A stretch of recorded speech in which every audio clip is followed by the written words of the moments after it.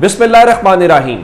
लाखों करोड़ों दुरूदो सलाम मोहम्मद मुस्तफ़ा सल्लल्लाहु अलैहि वसल्लम और आले मोहम्मद पर। मैं हूँ उमर दराज गोंदल।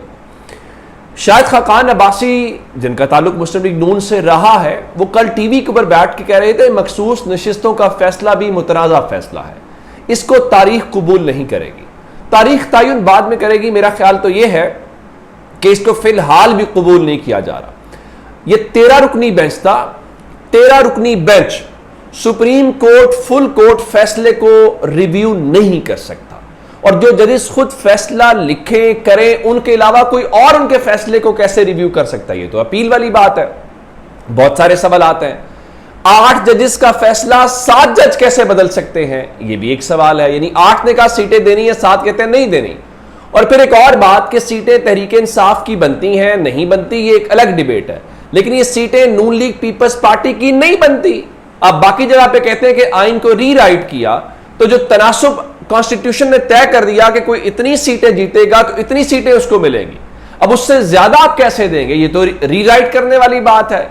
लेकिन फिलहाल हर चीज को लेकर आईनी बेंच से मोहर लगवाई जा रही है और सब ठीक ठाक है। लेकिन अब ये 13 रुकनी बेंच था, उसमें से 2 जजेस ने शुरू में इस बेंच से उन्होंने कहा हम इसको नहीं मानते, उन्होंने खारिज कर दी। तो उनका हम उनका वोट एंड पे काउंट करेंगे। उसमें जस्टिस अकील अब्बासी साहब हैं, जस्टिस आयशा मलिक साहिबा हैं, और फिर जस्टिस सलाहुद्दीन पिनहोर जो हैं वो आखिरी 1-2 समातों के अंदर इस बेंच से अलग हो गए। अब इसका मतलब यह हुआ कि 13 में से 10 जजेस का बेंच रह गया। अब 10 जजेस का बेंच कैसे रिव्यू कर सकता है 13 रुकनी फुल कोर्ट को? जब हम 13 रुकनी कहते हैं तो उसको 13 रुकनी ना कहा जाए, उसको फुल कोर्ट कहा जाए, उसको जितनी भी सुप्रीम कोर्ट के जजेस थे। अब इस चीज को लेकर इसका एक हाल यह था कि पूरी सुप्रीम कोर्ट रिव्यू कर लेती, यानी अगर कल को 13 थे आज 26 थे तो मसला इसका हल निकल आता कोई ना कोई। लेकिन अब हुआ क्या? हुआ यह कि सुप्रीम कोर्ट के अंदर आज एक खबर आई, और खबर यह थी कि सुन्नी इत्तेहाद काउंसिल ने एक दरखास्त दी है, और यह खबर मैं आपको ऑलरेडी दे चुका था कि उन्होंने इस बात का फैसला कर लिया है कि अब हमने वहां पे जाना है और हमने तमाम जजेस के दस्तखत वाला जो ऑर्डर ऑफ द कोर्ट है उसको लेना है। ऑर्डर ऑफ द कोर्ट के अलावा किसी चीज का कोई वो इख्तियार नहीं होता। अब हुआ ये कि जराए से ये खबरें आज चली इस्लामाबाद से कि सुन्नी इत्तेहाद काउंसिल ने मखसूस नशिस्तों के लिए केस के लिए जो 12 जजेस का, क्योंकि सलाहुद्दीन पिनहोर साहब तो अलग होगा ना जी, जो 12 जजेस का दस्तखत करदा फैसला है उसको हमें दिया जाए, यानी जिस पे तमाम 12 जजेस के दस्तखत हों। तो अब यह कहा गया कि सुप्रीम कोर्ट के रजिस्ट्रार ऑफिस ने सुन्नी इत्तेहाद काउंसिल की वो दरखास्त वसूल करने से ही इनकार कर दिया। तो चलें, अब जब यह हुआ तो उसके बाद 2 काम हुए कि उन्होंने बाज़ाब्ता तौर पे एक दरखास्त दायर कर दी, अगर पहले आप इनकार भी हुआ था, और ये इस्तदा की कि जस्टिस आयशा मलिक और जस्टिस अकील अब्बासी के दस्तखत के साथ हमें ऑर्डर ऑफ द कोर्ट दिया जाए। और उसके अलावा जो मखसूस नशिस्तों के अंदर वकील थे सलमान अकरम राजा साहब, उन्होंने इन 12 जजेस का दस्तखत करदा फैसला जारी करने के लिए जो सुप्रीम कोर्ट के रजिस्ट्रार हैं उनको भी खत लिख दिया। अब इसमें कहानी क्या थी? इसमें कहानी ये थी कि असल बात यह है कि जो 2 जजेस हैं, क्या आयशा मलिक साहिबा और अकील अब्बासी साहब ने इसके ऊपर दस्तखत किए हैं? अब इस बारे में इस्लामाबाद से यह कहा जा रहा है कि जस्टिस आयशा मलिक और जस्टिस अकील अब्बासी ने मखसूस नशिस्तों के नजर सानी फैसले पर दस्तखत करने से इनकार कर दिया है। अगर उन्होंने इनकार कर दिया है तो इसका मतलब यह हुआ कि 10 रुकनी बेंच ने 13 रुकनी फुल कोर्ट के फैसले को रिव्यू किया है, और इसका मतलब यह हुआ कि 10 रुकनी बेंच कैसे कर सकता है। अब इस चीज को लेकर मेरा ख्याल यह है कि आइन के गैर मामूली माहिर जस्टिस अमीनुद्दीन खान साहब जो हैं, अब इसको तारीख में कैसे उसका दिफा करेंगे। ये बात ठीक है कि वो साल के आखिर में रिटायर होने वाले थे, मैं फिर कह रहा हूं है नहीं थे। जब आप ये फैसले आएंगे कि जजेस की सीनियरिटी का भी मसला भी हुकूमत की मर्जी के ऐन मुताबिक हो, कल आप जस्टिस सरफराज डोगर को कायम मकाम से मुकम्मल चीफ जस्टिस बनता हुआ देखेंगे।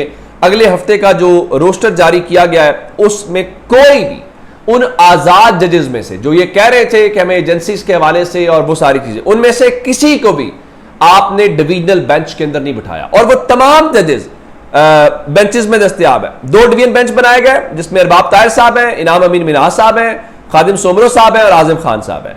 मोहसिन अख्तर कियानी साहब किसी डिवीजनल बेंच में नहीं है, सरदार इजाज इसाक खान साहब किसी डिवीजनल बेंच में नहीं है, समन रफत साहिबा किसी में नहीं है, और बाकी भी जजेस जो है बाबर सत्तार साहब वो भी किसी में शामिल नहीं है। तो उससे अंदाजा लगा लीजिए कि यहाँ पे चीजें कैसे चलाई जा रही हैं। और इसके साथ वो जो बेंच बनाया गया उसमें एक और भी बात है कि जो सरफराज जोगर साहब और आसिफ साहब का डिवीजनल बेंच था वो दस्तयाब नहीं है। अगर वो दस्तयाब नहीं है तो कम से कम 4 क्या 7 जुलाई तक, तो अगले हफ्ते तक जो है वो इमरान खान का 190 मिलियन पाउंड केस में सजा मुअत्तली और जमानत पर रिहाई की दरखास्तें नहीं लगेंगी।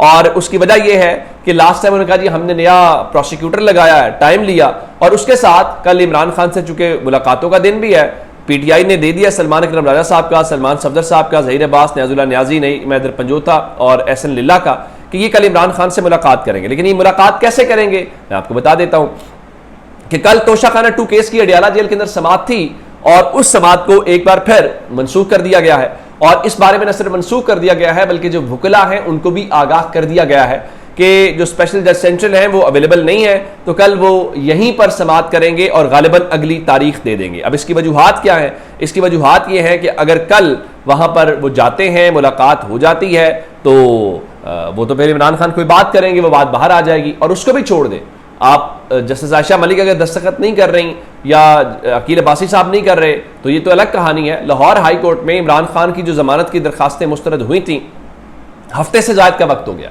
अब हफ्ते से जायद का वक्त होने के बावजूद लाहौर हाई कोर्ट ने अभी तक तहरीरी फैसला जारी नहीं किया कि आखिर जो 2 रुकनी बेंच था उसने इमरान खान की अगर जमानत की दरखास्तें मुस्तरद की हैं तो उसकी वजूहात क्या है।